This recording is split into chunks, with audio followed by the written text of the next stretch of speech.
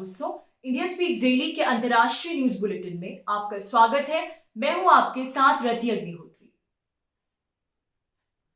Revolution यानी जन आंदोलन वामपंथ का हमेशा से चहेता हथियार रहा है, उनका प्रिय टैक्टिक रहा है। जब कोई आंदोलन वास्तविकता में छिड़ता है, जब सरकार के विरुद्ध, प्रशासन के विरुद्ध लोगों के भीतर आक्रोश होता है और लोग हजारों की, लाखों की संख्या में सड़कों पर उतरते हैं और बिना किसी समर्थन के, बिना किसी स्पॉन्सरशिप के कोई आंदोलन छिड़ता है लोगों का, आम नागरिकों का, तो वो वास्तविकता में जन आंदोलन कहलाता है, जैसा कि भारत के स्वतंत्रता संग्राम के समय हुआ था।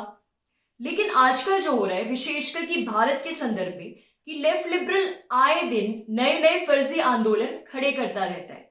और अगर आप टाइमलाइन पर ध्यान देंगे तो ये आंदोलन टिपिकली सर्दियों में शुरू होते हैं, नवंबर दिसंबर के टाइम पर, चाहे वो किसान आंदोलन हो तथा कथित, या फिर एंटी सीए आंदोलन हो, और फिर कई महीनों तक ये आंदोलन चलते हैं। तमाम तरीके के सेलिब्रिटीज आते हैं, इनसे जुड़े तथा कथित मुद्दों पर बोलते हैं। एक पूरा मार्केट, एक पूरा बाजार, जिसको कहते हैं इंटेलेक्चुअल बाजार, बुद्धिजीवियों का बाजार जो है वो क्रिएट किया जाता है, फैब्रिकेट किया जाता है इन आंदोलनों के इर्द गिर्द। और फिर कुछ महीनों में ही इनकी जो वास्तविकता है वो सामने आ जाती है। तो वामपंथ का प्रिय हथियार जन आंदोलन, जिसका इस्तेमाल आजकल बड़े ही सुनियोजित तरीके से भारत जैसे प्रजातांत्रिक देशों में अराजकता फैलाने के लिए, राजनीतिक अस्थिरता का, आंतरिक अस्थिरता का माहौल उत्पन्न करने के लिए, लोगों के बीच में वैमनस्य की भावना को बढ़ावा देने के लिए और प्रजातंत्र को चौपट करने के उद्देश्य से होता है। लेकिन क्या आपने कभी किसी कम्युनिस्ट देश में जन आंदोलन छिड़ते देखा है? ऐसा बहुत बिरले ही होता है, क्योंकि ये जो विश्व भर के लोगों के अधिकारों के मसीहा बने फिरते हैं, जब इनके लोगों के, ऐसे देश के लोगों के अधिकारों की बात आती है जहां पर कम्युनिस्ट तानाशाही है, तो वहां पर उनके मानदंड अलग होते हैं और ये वास्तव में तानाशाह सत्ता के समर्थक होते हैं। लेकिन मजेदार बात तब होती है जब पासा पलट जाता है और लोग कम्युनिज्म के खिलाफ ही आंदोलन करने लगते हैं। कुछ ऐसी स्थिति इस समय क्यूबा में है। क्यूबा वो देश जो कि इस समय विश्व के चंद गिने चुने ऐसे देशों में से है जहां अभी भी कम्युनिस्ट शासन बना हुआ है, जहां अभी भी वन पार्टी गवर्नमेंट चलती है। हालांकि ऑफिशियली दूसरी पार्टियां भी क्यूबा में अलाउड है, हो सकती है, लेकिन उनकी कोई इस प्रकार की मान्यता नहीं है। क्यूबा में कम्युनिस्ट पार्टी शासन, वन पार्टी शासन चलता है। क्यूबा के कम्युनिस्ट शासन के इतिहास में पहली बार हजारों की संख्या में वहां के नागरिक क्यूबा के अलग अलग शहरों में सड़कों पर उतर रहे हैं और कम्युनिस्ट शासन के अंत की, उसकी समाप्ति की मांग कर रहे हैं। एक ऐसी सरकार की मांग कर रहे हैं जिसकी अपनी जनता के प्रति कोई जवाबदेही हो।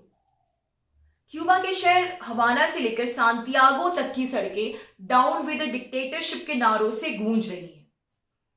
क्यूबा के लोग वहां के राष्ट्रपति मिगल दियाज कनेल के इस्तीफे की मांग कर रहे हैं। जैसा कि कम्युनिस्ट देशों में होता है कि वन पार्टी सिस्टम होता है, तो चुनाव तो होते हैं, लेकिन चुनाव जो होते हैं महज औपचारिक तौर पर होते हैं, औपचारिक ही होते हैं। तो जो क्यूबा के लोग हैं, आम नागरिक है, वो वहां के म्यूनिसिपल चुनाव के लिए, इलेक्शंस के लिए वोट कर सकते हैं। लेकिन जो क्यूबा का राष्ट्रपति होता है उसमें उनकी कोई दखलंदाजी नहीं होती कि कौन बन रहा है राष्ट्रपति। एक प्रकार से तो पार्टी खुद ही तय कर लेती है और फिर वही व्यक्ति, जैसा कि कम्युनिस्ट शासनों में होता है, वर्षों तक राष्ट्रपति बना रहता है।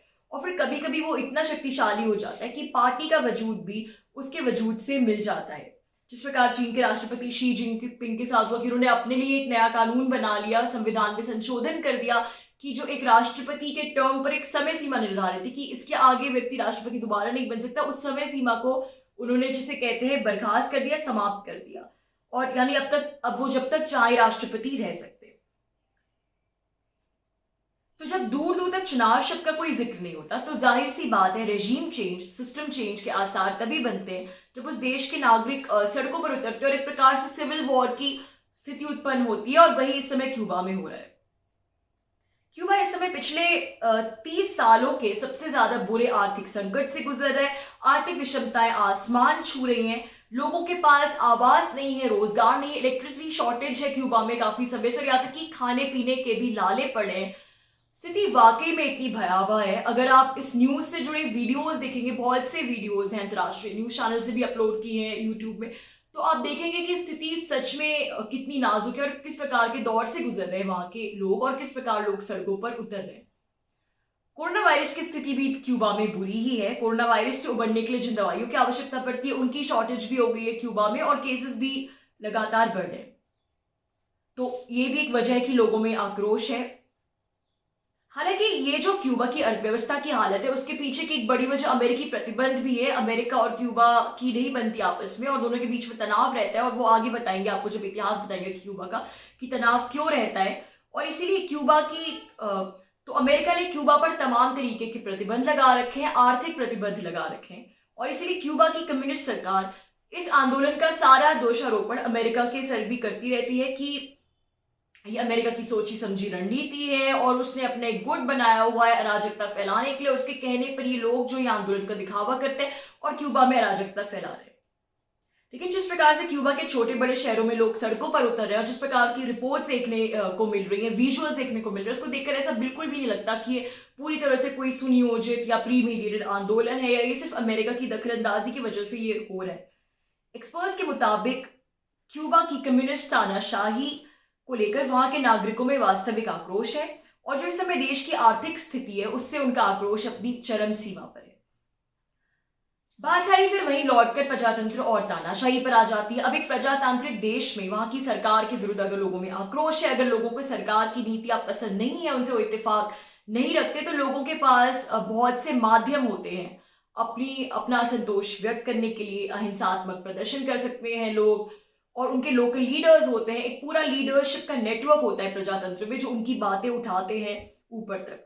और उसके अलावा शांतिपूर्ण प्रदर्शन के अलावा प्रजातंत्र तांत्रिक सरकार पर हमेशा विपक्ष का शिकंजा कसा रहता है विभिन्न मुद्दों को लेकर। और फिर 5 साल बाद एक तय समय सीमा के बाद जनरल इलेक्शन तो होते ही हैं जिसमें लोग अपने वोटिंग अधिकारों का उपयोग कर सकते हैं, और ये एक हेल्दी डेमोक्रेसी की पहचान है। लेकिन फर्ज कीजिए आप एक ऐसे देश में रह रहे हैं जहाँ सरकार कौन चला रहा है, कौन राष्ट्रपति है, क्या नीतियां बन रही है, उसमें आपकी कोई दखल अंदाजी नहीं है और आपको अहिंसात्मक प्रोटेस्ट करने का भी अधिकार नहीं है, तो आपकी क्या मनस्थिति होगी?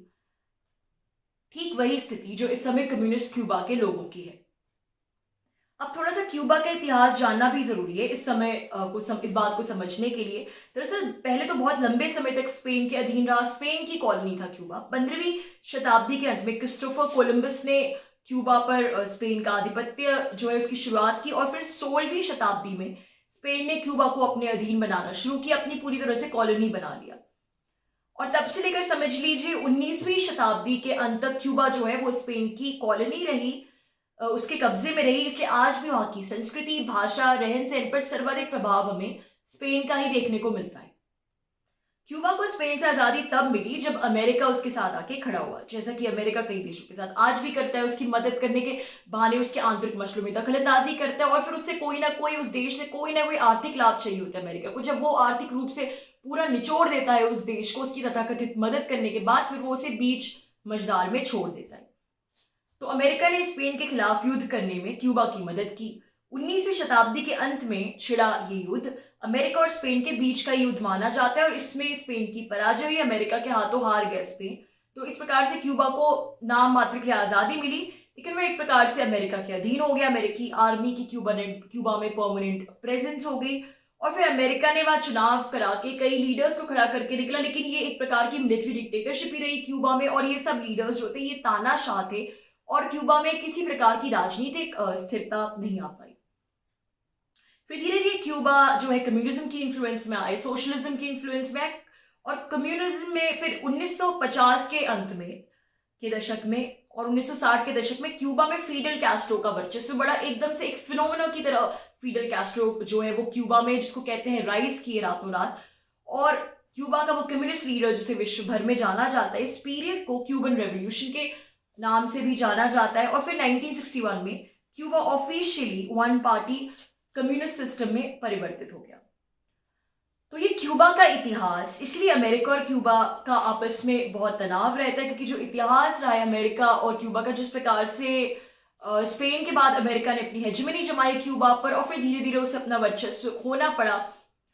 लेकिन जाहिर सी बात है कि क्यूबा की कम्युनिस्ट सरकार के अंतर्गत भी हालात बिल्कुल अच्छे नहीं है। इसलिए बड़ी संख्या में, हर साल कितनी ही बड़ी संख्या में जो क्यूबन लोग हैं, रिफ्यूजी है, वो अमेरिका जाते ही। एक बहुत बड़ा मुद्दा है अमेरिका और क्यूबा के बीच। क्यूबन सरकार का मानव अधिकार रिकॉर्ड भी कोई अच्छा नहीं है। अब वहां पे जो जन आंदोलन हो रहा है, अंतर्राष्ट्रीय मीडिया भी उसे एक प्रकार से कुछ डाउन प्ले करने की कोशिश करो, ये दिखाने की कोशिश करे कि अमेरिका के बेहस्त पर हो रहा है, अमेरिका के बिहाफ पर हो रहा है। लेकिन यहाँ सबसे महत्वपूर्ण सवाल ये है कि कम्युनिज्म को कोई क्यों नहीं क्वेश्चन करा कि एक ऐसी आइडियोलॉजी है जो फेल हो गई है, जो विफल हो गई है, जो तानाशाही में डूबी हुई है और इसीलिए आंदोलन हो रहा है। और ये कम्युनिज्म का जो इकोसिस्टम भारत जैसे देश में हर बात को लेकर आंदोलन और अभिव्यक्ति की स्वतंत्रता का बिगुल बजाता रहता है, क्यूबा के वास्तविक जन आंदोलन के समय आखिर उसे क्यों सांप सूख गया। तो दोस्तों, आज के लिए बस इतना ही। बहुत जल्द आपसे फिर मुलाकात होगी कुछ नई खबरों के साथ। तब तक के लिए अनुमति दीजिए। नमस्कार।